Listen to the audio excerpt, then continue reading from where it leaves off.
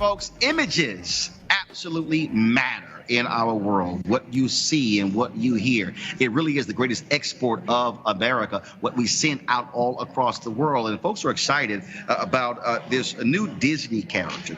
Of course, Princess Tiana. Of course, remember, this was in 2009. Well, she returns into a new Disney movie, Wreck-It Ralph 2. But yet there are some fans who are saying there's a problem here. What the hell happened? How did Princess Tiana go from being a dark-skinned woman with dark hair to what looks like Rachel Dolezal?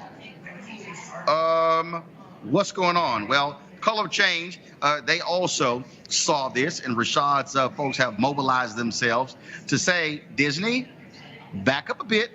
We got a problem. All right, folks, back to our Roland Martin Unfiltered video in just one moment. We want to thank all of our sponsors for the show, and I want to talk about right now with freeprints.com. You can get 1,000 4x6 photos for a very nominal fee by going to freeprints.com. You can actually print your photos directly from Instagram, Facebook, as well as other sources. And look, you pay a small shipping charge, but you have no subscriptions or commitments whatsoever. You can download freeprints.com app on Google Play or iTunes App Store to actually get it. And do me a favor. When they say, where did you, of course, find this out? Use the code Roland. Use the code Roland. They're the #1 rated photo printing app in the world with more than 100,000 5-star reviews. And so we certainly want to thank them for being one of our sponsors here with Roland Martin Unfiltered. So go to freeprints.com and again, use the code Roland. Now it's back to your Roland Martin Unfiltered video.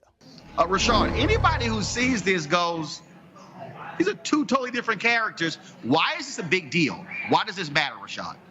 Well, it matters for how kids see themselves. The images are so powerful, as you just said. But for young girls, young Black girls, young people of all races, to see Princess Tiana suddenly sort of change into a more sort of stereotypical Hollywood image that you see from the original image, which was so powerful and was so heralded. We reached out to Disney initially and really started beginning conversations. We walked through a lot of the research that we've seen on representations and images and how that impacts young people. And then we had a number of back and forth and then some face-to-face time with Disney. And I will give Disney credit because a mistake was made, but then they had to go through, when they made the decision to change Princess Tiana back to her original image, it was thousands upon thousands upon thousands of animator hours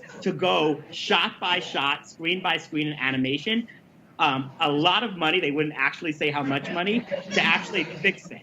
And what this says to us, more broadly, is part of our larger work in Hollywood, is A, have the right people in the room in the first place. Right. Make sure that we are elevating and putting the right people in the room in the first place. 2, recognizing the power that images and we're happy that Disney did this, but part of the work we've been doing, whether it's the work we did with USC on looking at diversity in writers' rooms and the impact it has, or looking at right now we're doing a big report on crime procedures with USC and how the role of crime procedures in shaping how people see crime and how people see Black folks. Those are like the Law and Order type shows. All of this is incredibly important. And as you've made the point a number of times on your show, these are also jobs. This is an industry. And when people don't get those chances to move up, to advance, what that does for our community in a larger space. So we recognize this both as sort of like the economics of it all, but also the role that representation plays in shaping how we see ourselves and how the world sees us. There's written rules of policy, which we were just talking about, and there's the unwritten rules of culture. And all of those things matter, and that's why this work that we're doing, we have 3 staffers in Hollywood that concentrate on writers' rooms, on engaging with Disney and engaging with the other studios on a nonstop basis, working with influencers to give them talking points and messaging around voting and other issues. All of that is important for us reaching a new audience. I'm happy that Disney made this change. I'm happy that folks like my niece and other other young girls who will go see this movie will see Princess Tiana represented, but I'm also happy about the conversation we're starting about the avenues that need to be opened up for more Black animators, for more Black executives, for more people in the room that will make sure that all this money isn't spent on the back end when people can be in the right positions on the front end. Rena, you're a woman of color. I ain't seen Snow White change from one movie to the next. So look, this whole thing for me is hard because growing up, I sort of in real life looked at Connie Chung, a woman that doesn't look anything like me, as an idol. And then when I looked at Disney characters, looked at Barbies, that was tough too. And now as a woman in her 30s, I understand that representation matters.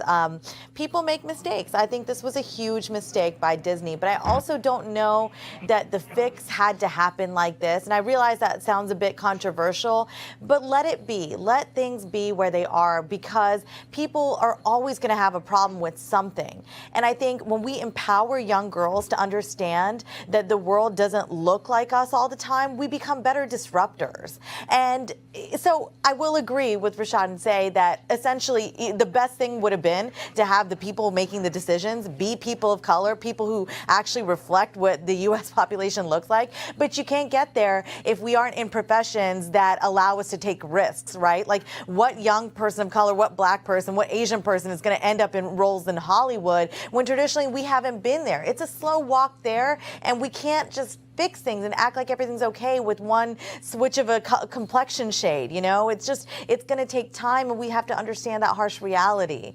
That's where I'm at on this. It's mixed up. They took a brown-skinned, dark-skinned woman and made her light-skinned. And they did that. And they didn't have to do that to the character in between. It's an animated character. It's not like they hired a new actress and it was an actress with a different shade. They actually physically changed the color of the skin. The history of colorism in this country, I'm not like landing this in some like ahistorical context. There's a history of colorism and what's beautiful and what's not beautiful. And sending that message is a problem. And actually, we don't get more Black people, we don't get more people of color in these positions unless we push. The history of civil rights has not been that corporations have suddenly opened their door and said, hey, come on in. It has been a struggle and a push and a fight. And that is part of what has to be opened up. And the folks inside who wanted to raise their voice will feel more powerful if there's organizations on the outside that can sometimes say things that they can't say, that can sometimes push in ways where you're on the job and you actually maybe can't be the voice every single time. And so part of what we recognize and what many folks of color have asked us in Hollywood to be able to do through multiple salons, multiple inside conversations. We're not landing here because people didn't ask us to show up. We landed here because people want us to show up. Many of them are our donors and give us money. And so we are providing a service to help clear the space in many ways, to help have conversations that couldn't otherwise have. And I just don't think that we get there by sitting around and waiting around and hoping that major corporations somehow wake up and start portraying us fairly. I do think that we get there by being able to have inside conversations, being able to have outside conversations. And as I said, be able to say that Disney did the right thing here. And they should be given credit for doing the right thing after they heard from the community, being able to hold them up that this is the right thing. I don't need to take a victory lap on them. But what I do need to say is that other companies need to take heed, that these are problems that oftentimes happen when you don't have the type of representation in the room that needs to be there. No, I agree with the market pressure. It's got to be there. About 30 seconds, I got to go to my next topic. Go ahead, Rena.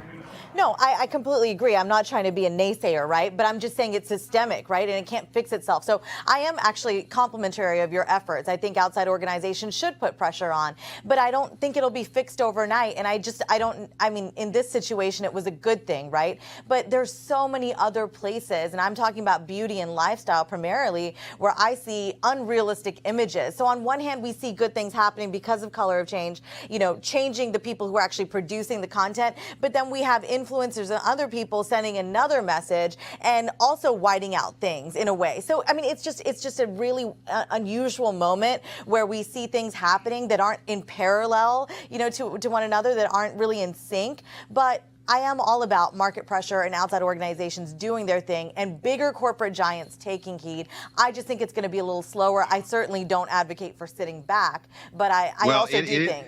Yeah. Well, again, Rena, it is going to be slower, but damn it, we're not waiting. That's right. That's fair So enough. I think for me, after 399 years, I'm pretty good at waiting. We're not waiting.